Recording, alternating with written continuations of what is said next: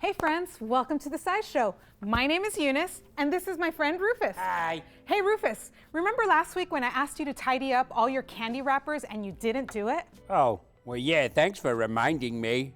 Well, when we finally did tidy up, I found a whole bunch of candy that you hadn't eaten, Rufus. Really? Why would Rufus not eat candy? What kind of candy was it? Well, they were all the same. Hot tamales. Ah! They are disgusting. I don't even think they should be called candy. Ugh. Why don't you like hot tamales, Rufus? Well, the clue is in the name, Eunice. Hot tamales? When I eat them, it feels like my tongue is on fire. Well, they're not that bad. Actually, I think they're delicious. Ugh, no way am I going to try one. I don't want to set my mouth on fire.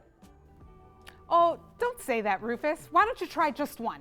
I don't know about that. Do you think Rufus should eat one?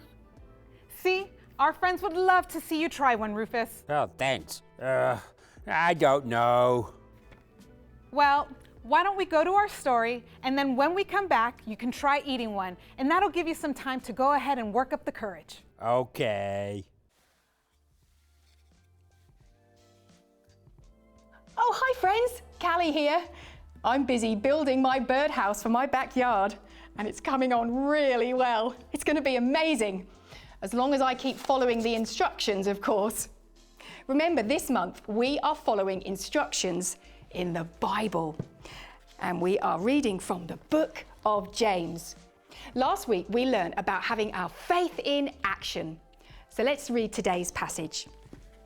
In James 3 verse 6, it says, "A big forest can be started with only a little flame, and the tongue is like a fire. It is a whole world of evil among the parts of our bodies." So here, James is telling us that the tongue can be like a fire. What does that mean? Well, let me see if I have something in my workshop that can help us to understand this better. This will be perfect. Here are some matches. Now, these matches can be very useful, but they have to be used safely and in the right way for the right reasons. So, if I was to use these matches to light the candle on this little cake here, like so, there we go. It will bring joy and light to people and make them so happy. But what if I was to then use the same box of matches to create a fire in my workshop, or even in a dry, hot forest on a windy day like we have here in California? What would happen? Of course, it would cause a huge wildfire and make so much damage. James is saying that sometimes our tongue, or the words that we speak, can be like a flame. They can speak joy and light and make people happy, or they can cause a lot of harm. Sometimes when we say mean or hurtful things, we create a lot of damage. We can lose friends, make people cry, or feel guilty or that they're not good enough. So remember this week to do our very best to be careful with how we use our words. Are we going to share joy and light, or start a fire that will cause damage? Okay, here goes. Are you ready, Rufus? 3, 2, 1, go!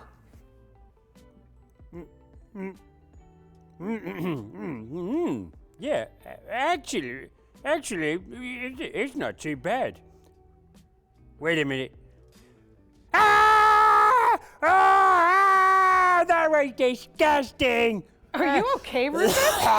No, quick, I need water. Put the fire out in my mouth. Does that help? No, it doesn't help. Oh, poopy pants. That's hot. What did you say, Rufus? I said poopy pants. Eunice, you are a stinky sock telling me to eat that, you mean old puppet. Rufus, that wasn't nice. Well, I meant it, Brussels sprout face. Rufus, tame your tongue. I can't because you set it on fire. Oh dear. I think Rufus is teaching us about today's story that sometimes our tongues and even the words we say can be very mean and hurtful, just like a fire. I've said some mean things, haven't I, Eunice? Well, yes, you have, Rufus. Those words made me very sad and they hurt my feelings. I'm sorry. I shouldn't have said those things. I don't think you're a Brussels sprout face at all. I don't know why I called you that. Well, I know you didn't mean it, Rufus. I guess today we learned that we have to do our best to not get angry and not turn that anger into mean and horrible words. Yeah, maybe I should say, you are so nice and friendly and smart, Eunice. I think you're the best. Ah, that's better. I think you're the best too, Rufus. We'll see you guys next week. Bye. Bye. But please don't ever give me one of those again. Oh, they're so good.